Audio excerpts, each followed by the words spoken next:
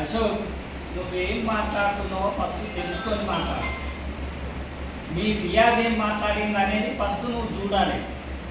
ఎందుకంటే మీ రియాజ్ మాట్లాడి సోషల్ మీడియాలో పెట్టినా అది ఏందో నువ్వు చూసి అది విన్న తర్వాత మాట్లాడితే అందంగా ఉంటుంది అది. కానీ ఏదో రియాజ్ చెప్పింది కదా అని నువ్వు ఇష్టం వచ్చినట్టు వాగడము కరెక్ట్ కాదు. నేను అనుకున్న రియాజ్ కంటే బుద్ధి లేదు, అలా కిందోళ్ళన్నా మంచోళ్ళు ఉంటారు అనుకున్నా. కానీ నువ్వు అది కూడా కాదు.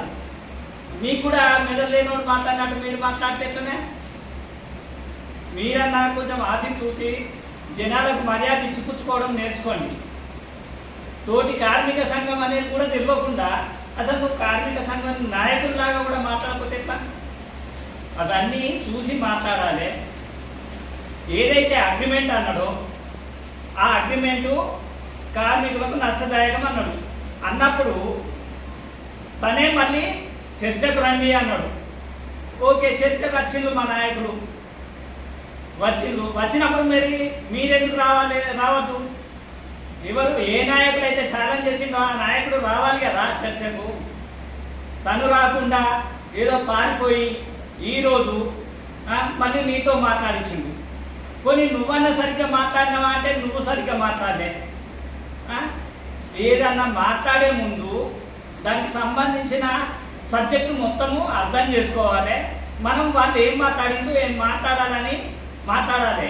ఏదో నోటికి వచ్చినట్టు గూండాలు లంగలు అని మాట్లాడినావు. ఆయన చేతికి 4 ఉంగరాలు పెట్టుకున్నాడు అన్నావు. చేతికి 4 ఉంగరాలు నువ్వు కొనిచ్చిండా, మీరు రియాజ్ కొనిచ్చిండా? మరి చందాల పైసలు అన్నావు.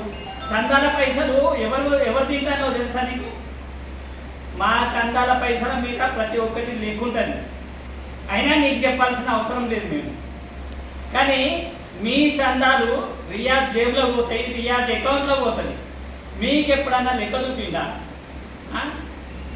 శవాల మీద బోలు పేలాలు ఏరుకొని తినేవాళ్ళు మీ హెచ్ఎంఎస్ లీడర్. అది గుర్తుపెట్టుకోండి ఫస్ట్. ఎందుకంటే జాడి తుర్గయ్య చనిపోయినప్పుడు పాపమైన కార్మికులకు సేవ చేసిందని అందరూ చందాలు ఇస్తే ఆ చందాల పైసలు కూడా మీ రియాజ్ తినడు. గుర్తుందా నీకు? ఎదుటోని విమర్శించే ముందు మరి నా వెనుకేమున్నదని చూసుకోవాలి నువ్వు. ఇప్పుడు అది ఆయన లేడు, జాడి దుర్గయ్య లేడు అంటే ఎవరికి తెలియదు అనుకుంటాను. ఏంటి నువ్వు నిన్న మొన్న లీడర్ కావచ్చు, మేము 80 నుండి లీడర్లము. అర్థమైందా? ఎందుకు పోనీ మాట్లాడుతా అంటే పిచ్చోళ్ళు ఊరినట్టు ఊరుతుంటే వాళ్ళతోటి మనం ఎందుకు ఊరాలి? మనకెందుకు వాళ్ళ పిచ్చోళ్ళతోటి మనం ఎందుకు ఒరితే మనకు విలువ తగ్గుతుంది అని మేము మాట్లాడట్లేదు. మేము మాట్లాడకపోతే సోషల్ మీడియాలో పెడితే లీడర్ అవుతారా అని ఎవరన్నా? సోషల్ మీడియాలో పెట్టి లీడర్ అవుతా అనుకునేటోళ్ళు చర్చకు రమ్మని మాట్లాడద్దు. నీ లీడర్గిరి నీ బాయ్ మీద పెడితే ఏ బాయ్ మీదకి రమ్మంటావో చెప్పు, అక్కడికి వస్తాం మేము అగ్రిమెంట్లు పట్టుకొని. అసలు నువ్వు చేసిన అగ్రిమెంట్లు ఏవి ఒకటన్నా చూపించు. 98లా ఉన్నది అన్నది ఏ అగ్రిమెంట్? 98లా ఏ అగ్రిమెంట్ ఉంది? ఎవరు చేసిండ్రు నీకు తెలుసా? 98 అగ్రిమెంట్ ఏది ఉన్నా అన్నావో ఆ అగ్రిమెంటు చనిపోయిన వాళ్ళకు సూటేబుల్ జాబ్ అంటే ట్రేడ్స్మెన్స్కి ఇచ్చిండు, టెక్నీషియన్స్గా. ఎలక్ట్రీషియన్ ఫిట్టర్లకు ఫస్ట్ కేటగిరీ ఇచ్చిండు. అది తెలియకుంటే మాట్లాడకు. 10th పాస్ అయిన మిగతా వాళ్ళందరికీ జనరల్ మజ్దూర్ ఇచ్చిండ్రు. దాన్ని ఈరోజు జనరల్ అసిస్టెంట్ అంటాను. అర్థం చేసుకొని మాట్లాడాలి.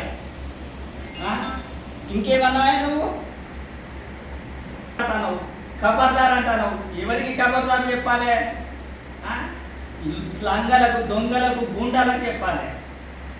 ఇప్పుడు మా వైవిరావు గూండా అన్నావు కదా, మేము ఏఐటీ సొంతం గుండాలం అయితే మా ఫోటోలు పోలీస్ స్టేషన్లలో ఉండాలి. మీ మీద రౌడీ షీటర్ ఓపెన్ చేసిండ్రు మీ బాస్ మీద.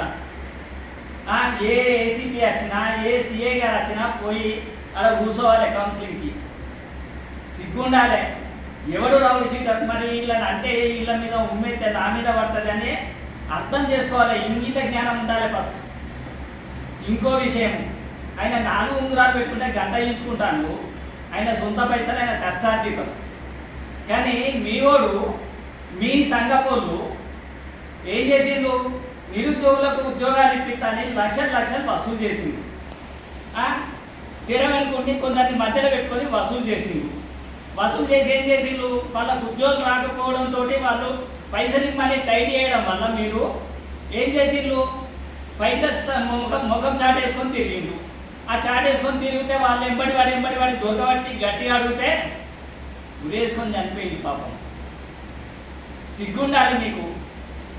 మీరు మనుషులు, మీరు యూనియను, మీరు కథ. యూనియన్ అంటే కార్మికుల సమస్యల మీద పోరాడాలి. మిగతా యూనియన్లు మనతోటి చేత కాకపోతే మిగతా యూనియన్లను కలుపుకొని పోరాటం చేసి నేర్చుకోవాలి. సమస్యల మీద పోరాటం చేసి ఓ హక్కు కార్మికుని సాధించి పెడితే అరే ఇవాళ జాడి దుర్గయ్య పేరు ఎందుకు చెప్పుకుంటాలే, మేము అది ఏంటిది ఛార్జీలను సిక్కించినామని నువ్వు వేసినావా కేసు, నీ రియాజ్ చేసింది ఆ కేసు. సిగ్గుండాలే. జాడి దుర్గయ్య పుణ్యమా అని ఆ పైసలు వస్తే మీరు అయిన పేరు చెప్పుకొని బతుకుతాను. జాడి దుర్గయ్య లేకపోతే మీ హెచ్ఎంఎస్ ఎక్కడయా? పిచ్చి పిచ్చిగా మాట్లాడకండి. చరిత్ర అందరికీ తెలుసు, ఎవ్వడికి తెలియదని కాదు. నీకు తెలియకపోతే నువ్వేదో అశోక్ నువ్వు డిప్యూటీ జనరల్ సెక్రటరీ మాట్లాడానే జబ్బలు దాచుకొని మాట్లాడు కాదు తమ్మి. నువ్వు కొంచెం జాగ్రత్తగా మాట్లాడి నేర్చుకో. అయినా ఇరికిచ్చి పక్కకు తప్పుకునే రకం నీకు తెలియదు. ఆయన కోసం అర్థమైందా? ఆయన కేశవరెడ్డి పోయిండు ఆయన దగ్గర, తర్వాత నారాయణ రెడ్డి పోయిండు, ఇంకా చాలామంది మేధావులు అందరూ పోయిండు. ఇప్పుడు మెదడు లేని వాళ్ళు అందరూ ఉన్నారు. నిన్న మొన్న కొంచెం మెదడున్న పిల్లగాళ్ళు అరే ఇటు చేసే లెక్కలన్నీ ఎట్లా ఉన్నాయి రాబాయ్ అని చెప్పి వాళ్ళు మీ యూనియన్లకు వెళ్ళి మా యూనియన్లకు వచ్చిండు. మళ్ళీ ఏదో అంటే బయట డయాస్ల మీద స్టేజీల మీద ఇష్టం వచ్చినట్టు మాట్లాడితే నేను లీడర్ అయితే అనుకుంటావు. డయాస్ మీద ఇష్టం వచ్చినట్టు మాట్లాడతాము.